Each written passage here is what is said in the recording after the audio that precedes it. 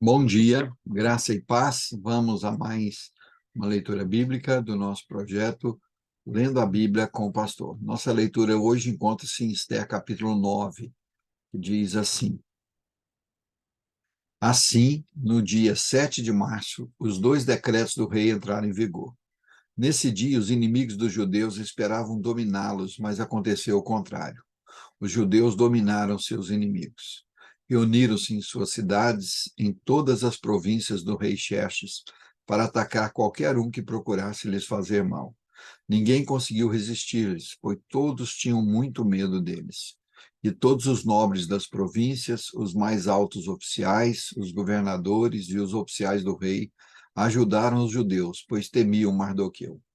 Ele havia sido promovido no palácio do rei, e à medida que se tornava mais poderoso, sua fama se espalhava por todas as províncias. Portanto, na data marcada, os judeus feriram seus inimigos à espada, mataram e aniquilaram seus inimigos e fizeram o que queriam com aqueles que os odiavam. Só na fortaleza de Suzã, os judeus atacaram e mataram 500 homens. Também mataram Data, Dalfon, Aspata, Porata, Adália, Aridata, Parmasta, Arizai, Aridai, Vaizata, os 10 filhos de Amã, filho de Ramedata, inimigos dos judeus. No entanto, não tomaram nenhum despojo. Naquele mesmo dia, quando o rei foi informado do número de pessoas mortas na fortaleza de Suzã, mandou chamar a rainha Esther e disse: Só na fortaleza de Suzã os judeus mataram 500 homens, além dos filhos de Amã. Se fizeram isso aqui, o que terão feito nas províncias? E agora, o que mais deseja? Seu pedido será atendido. Diga-me e será feito. Esther respondeu: Se parecer bem ao rei, dê permissão aos judeus de Suzã para que façam novamente amanhã o mesmo que fizeram hoje, e que os corpos dos 10 filhos de Amã sejam pendurados na forca. O rei concordou e publicou o decreto em Suzã, e os corpos dos 10 filhos de Amã foram pendurados na forca. Então, no dia 8 de março, os judeus de Suzã se reuniram e mataram 300 homens. Mais uma vez, porém, não tomaram nenhum despojo. Enquanto isso, os outros judeus em todas as províncias do rei haviam se reunido para defender a própria vida. Livraram de seus inimigos ao matar 75 mil dos que odiavam os judeus. No entanto, não tomaram nenhum despojo. Isso foi feito em todas as províncias no dia 7 de março e no dia 8, descansaram e comemoraram sua vitória com um dia de festa e alegria. Os judeus de Suzã mataram seus inimigos nos dias 7 e 8 de março e descansaram no dia 9, fazendo dele um dia de festa e alegria.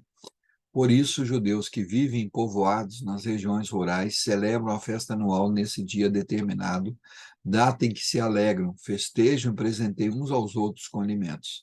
Mardoqueu registrou esses acontecimentos e enviou carta aos judeus em todas as províncias do rei Xerxes, tanto aos de perto como aos de longe, instruindo-os a celebrar uma festa anual nesses 2 dias.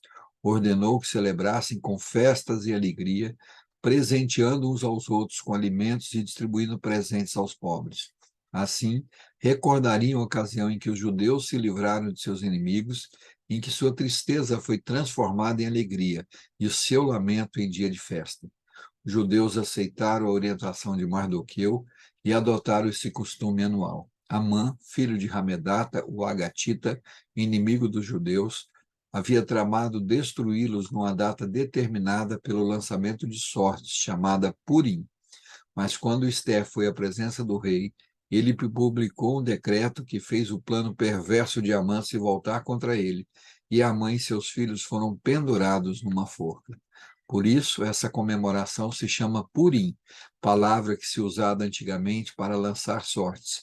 Assim, por causa da carta de Mardoqueu e daquilo que lhes havia acontecido, os judeus em todo o reino concordaram em dar início a essa tradição e a transmiti-la a seus descendentes e a todos que se tornassem judeus. Declararam que não deixariam de celebrar anualmente esses dias na data determinada. Esses dias seriam lembrados e comemorados de geração em geração por todas as famílias em todas as províncias e cidades do império. A festa de Purim jamais deixaria de ser celebrada pelos judeus, nem a lembrança do que havia acontecido se apagaria de seus descendentes. Então a rainha Esther, filha de Abiail, e o judeu Mardoqueu escreveram outra carta com toda a autoridade para confirmar a carta de Mardoqueu e estabelecer a festa de Purim.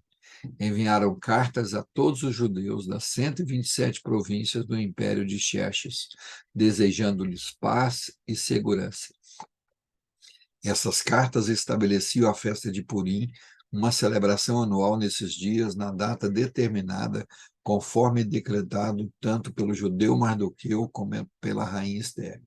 O povo resolveu celebrar essa festa, assim como haviam estabelecido para si os seus descendentes os tempos de jejum e de lamentação.